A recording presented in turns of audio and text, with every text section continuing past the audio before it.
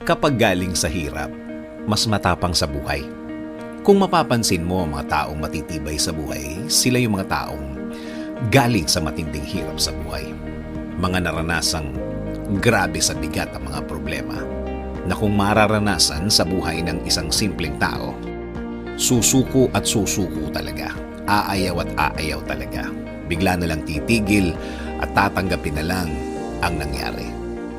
Pero ang mga taong nag-decide na dumiretso lang sa buhay, sila yung matitibay na.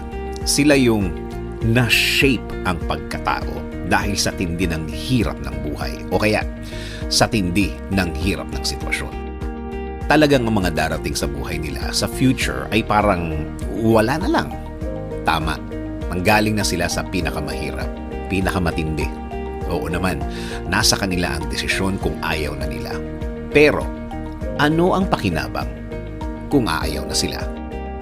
Sa bandang huli, sila ang talo. Sabi nga nila, bahala na si Lord. Malalakas ang faith ng mga taong ito. Pinanggalingan na nila yan.